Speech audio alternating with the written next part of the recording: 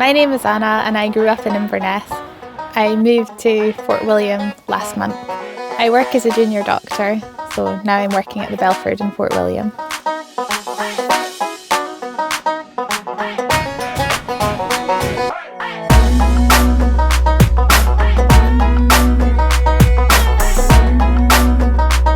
Polldubh is a fantastic place that's easily accessible from town. It means I can come up here on an evening if I'm doing shift work, come up with friends or cycle up on my own.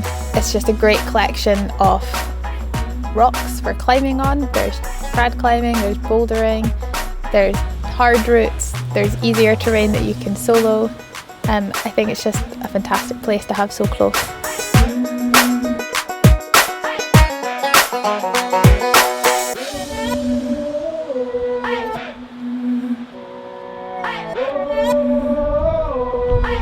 I think Polldubh is quite a mysterious feeling place because you can see everything from the road amongst the trees, you can see all the rock faces, but you don't really get an impression of what any of them are like until you get up close and you're walking through paths in the forest and then suddenly it appears there before you, and I really like that.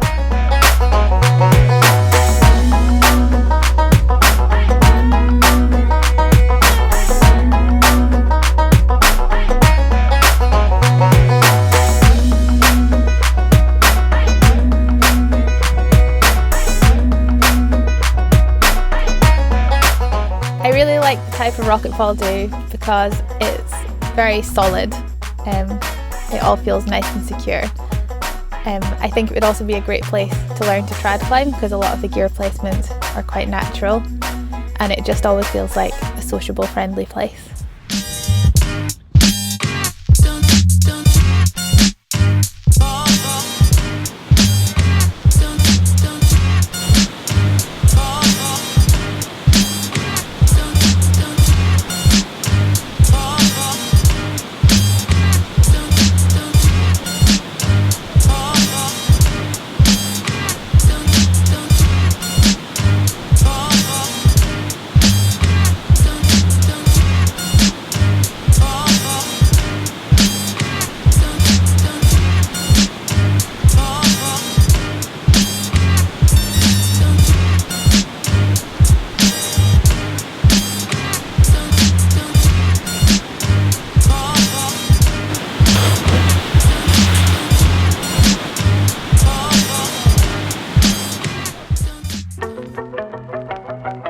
Trad climb is so much more of an adventure.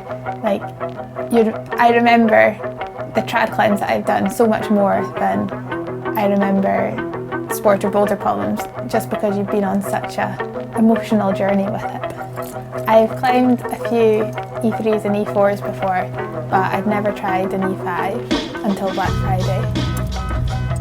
I guess E5s always seem like there's a bit of a barrier to it, it seems like kind of the next step, the next level.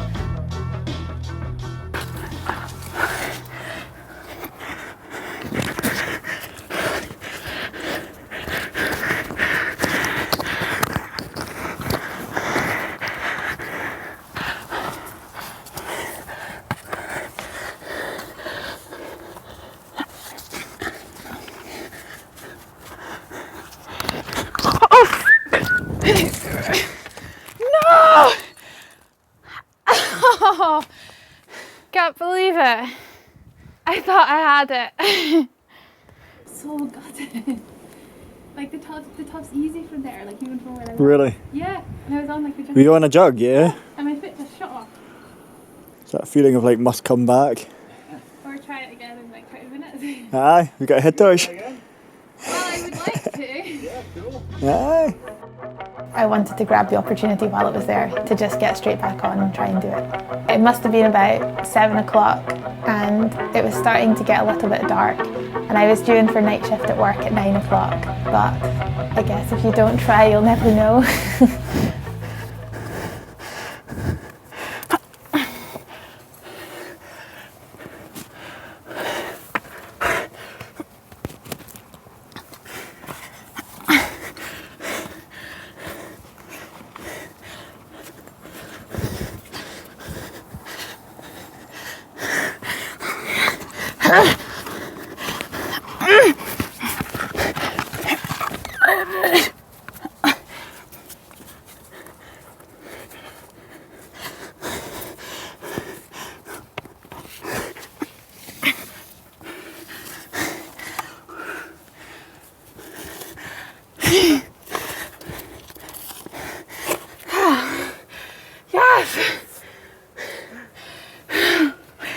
That was brilliant.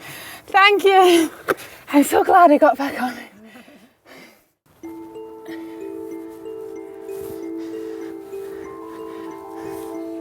Delighted. I'm off to work a night shift now.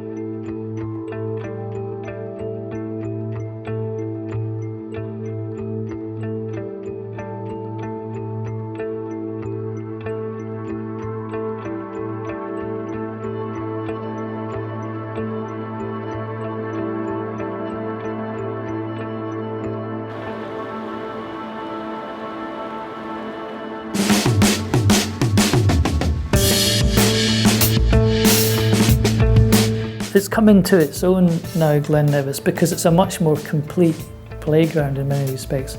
It's now a really highly regarded bouldering area, but it's got this amazing wealth of really high quality 1 to 2 pitch routes.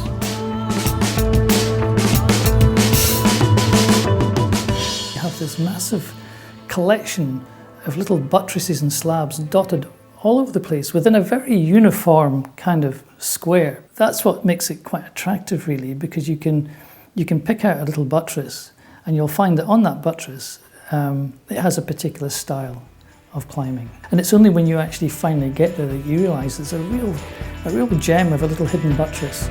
And the rock's always perfect, it's always immaculate. So for me, personally at least, it's that quality of the rock that's really attractive.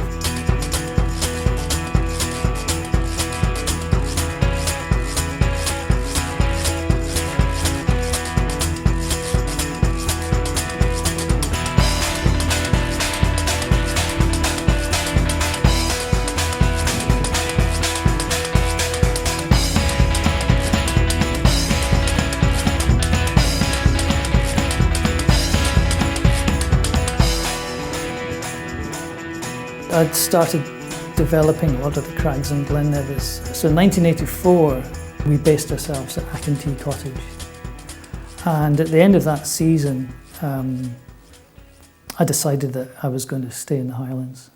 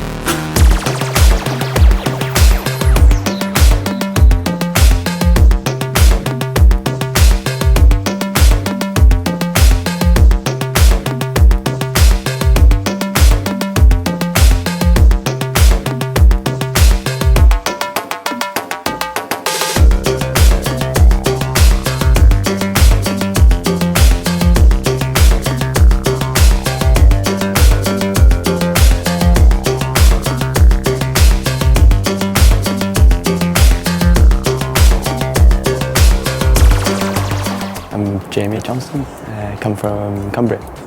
I came up to work at Three Wise Monkeys, and then yeah, just fell in love with the place. It's super beautiful, especially on days like this. I love the Glen though, it's like right on the doorstep as well. So you've got 10 minutes and you're in the Glen. It's amazing.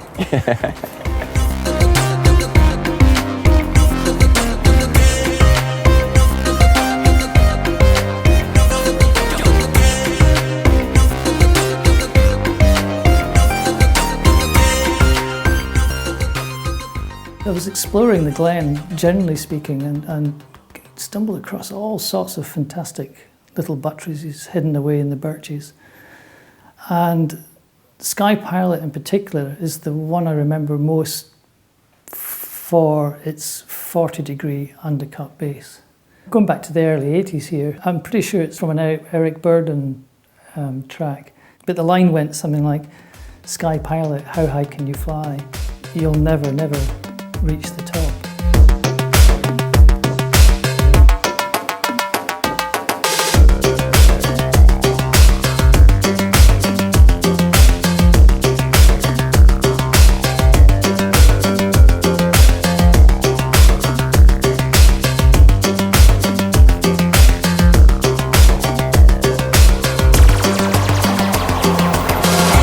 That central overhanging section certainly didn't have anything on it. I used to down climb beneath the lip and then jump off, and it was quite a big jump actually, which is probably one of the reasons why I've got new hips.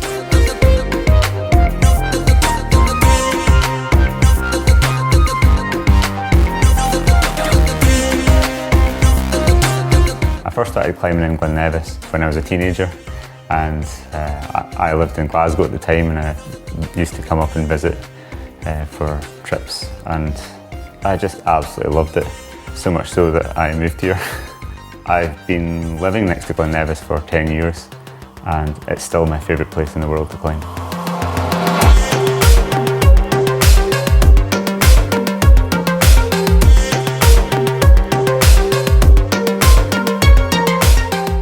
I think the attraction is the combination of the rock type and the general scenery of the place. It's just such a beautiful place to spend time, especially if it's somewhere like Sky Pilot, for example, where you feel like you're on a mountain crag, even though it's only 15 minutes walk to get there. And you have just this amazing view, and most of the time you have total solitude. And the combination of just brilliant bouldering and trad. So I just never tire of it. One of the really cool things about climbing in general is that the climbs stay there as a permanent kind of thing. So they've been put up by the great climbers of the past, right back from Jimmy Ness and Ed Grinley, Stevie Abbott, Dave Clifferson, and a whole host of people that have done all those first ascents. And the routes are still there, and when you go and climb them now, you feel like you can experience a bit of that history and also that same inspiration that made those climbers want to do those routes. The hillside of Polldubh has been gradually covered in birches over the past 30 or 40 years, and they've grown up to a kind of height that's starting to affect the climbs now.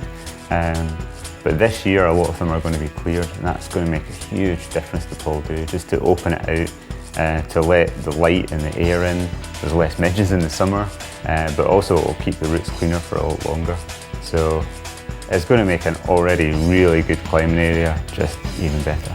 Some of the routes that are enclosed in the trees I've had to wire brush to keep clean, and it does take like an hour or two of effort to do that, but it's well worth it, not only because you clean the routes up and they're really good again, but also, you know, it just kind of helps the general climbing community, and those routes will stay clean for years after that.